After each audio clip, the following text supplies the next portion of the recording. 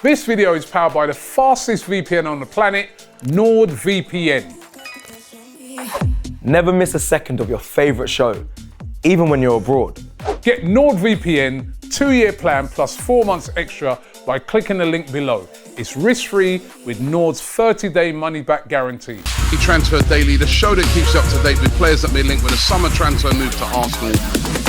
Hi and welcome along to AFTV Transfer Daily, the show that keeps you up to date with players that will be linked with a summer transfer move to Arsenal.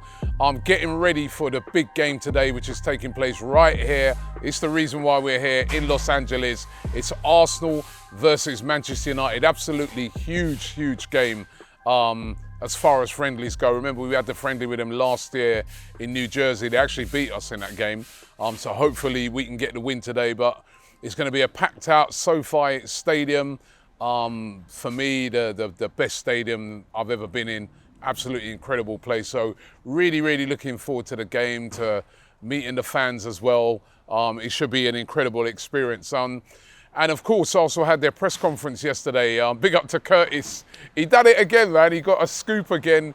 He's asking Mikel Arteta how he thinks, Arsenal will be able to win the league. And Mikel Arteta saying to him that, listen, we're probably going to need about 114 points. A real sort of a tongue-in-cheek answer. But, it was really funny. I don't know how Curtis managed to pull it off. Remember, he had his Mbappe one last year as well. But big up to Curtis. But, Mikel Arteta and Martin Odegaard, very sort of buoyant in the press conference. All the officials, everybody looking really confident that, Arsenal are going to have a really good season, and all of them acknowledging that still more signings are needed. Calafiori, of course, Ricardo Calafiori, everybody's there thinking, oh, come on, when's this going to, just announce this thing. There was, heavily pictured yesterday on a plane on his way to London for the first part of his medical. Then he's going to be having his second part over here in the States. Now, being told, and this is what we were being told by our sources yesterday, that he could make his debut for Arsenal in that game in Philadelphia against Liverpool. You may see him feature in that game. So that's very good. That we get to see a new signing appear in that game. So, but Calafiori set to make his debut against Liverpool will figure somehow in that game. So we know that it's going to get announced very shortly. And Ricardo Calafiori will be Arsenal's sort of first signing. I know Ray has been a signing, but sort of our first signing of the summer. Being linked with so many players, Ezequiel Fernandez, I spoke about this one a couple of days ago. He's gathering a bit of momentum now.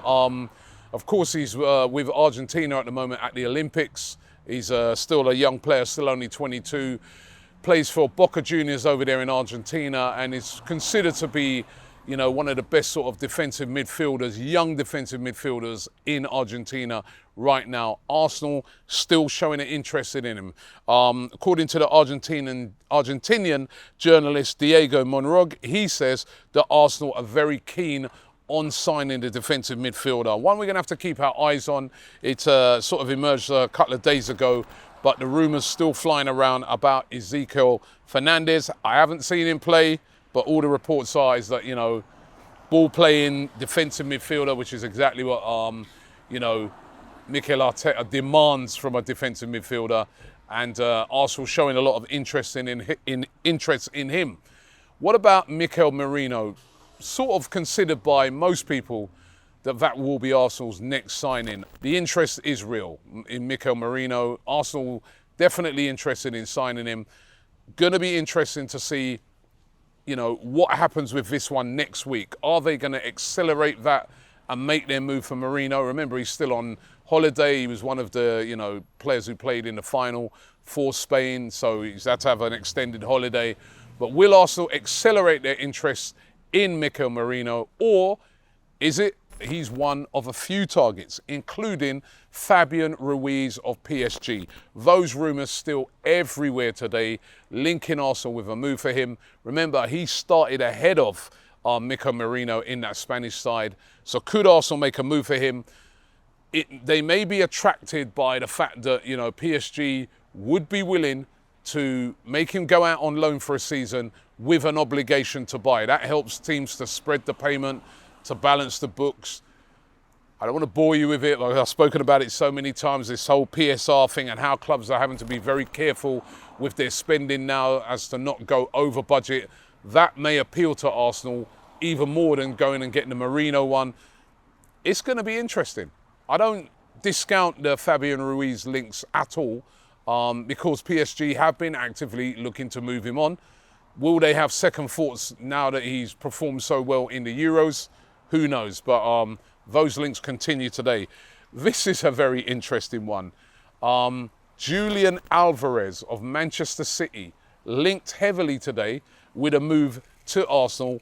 The publication Team Talk are saying that Manchester City are willing to sell him for £77 million and that Chelsea and Arsenal are very, very interested in his signature. Now, these rumours around Julian Alvarez have been, circulating since the transfer window opened, that, he wants to play more, he wants to figure more, and that he is willing to leave Manchester City.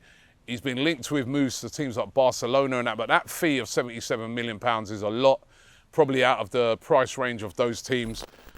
But would Manchester City sell Julian Alvarez? I mean, Pep Guardiola came out a couple of weeks ago and said that they're not looking to sell him, but would they be looking to sell him? Guardiola's the sort of guy that if a player's acting up and wants to go and that, he'll let him go. We've seen him do that with Cole Palmer. We've seen him do that with Gabriel Jesus and that. I mean, all right, we'll move you on and bring in someone else. Would they be willing to sell Julian Alvarez? And the interesting one is, would they be willing to sell Julian Alvarez to Arsenal? I know they sold us Jesus and they sold us Zinchenko, but that was a different Arsenal they were selling to. They probably looked at it and said, hey, they're no threat. Yeah, you can go. Yeah, go on. But now, after they've seen how well we performed with those two guys, especially, remember they came in that season and literally propelled Arsenal, right, to the heights that we reached that season. Would Man City sell Julian Alvarez to Arsenal, knowing that we need a striker? Personally, I say no chance. I cannot see that in a million years. But Team Talk are saying that, they would be willing to sell him, and Arsenal, Chelsea, both interested. Can't see it myself.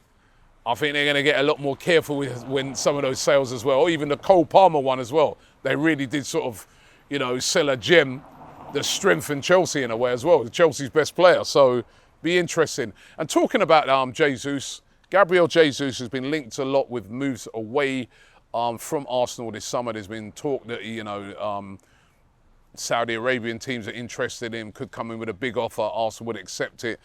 But what we're being told is that Arsenal are not willing to sell Gabriel Jesus this summer.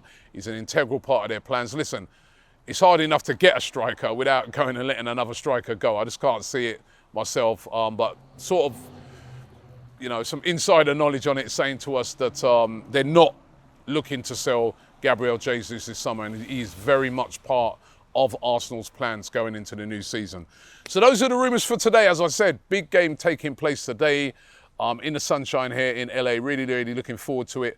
Don't forget, you can check out our guys on the watch along. They did a great job the other night. I saw it was about 5 o'clock in the morning. They were still going strong. Laurie didn't fall asleep this time. Big up my brother, right? But they're going to be doing a watch along in the studio, so make sure you check out the watch along. Also, don't forget, we're going to be speaking to fans after the game.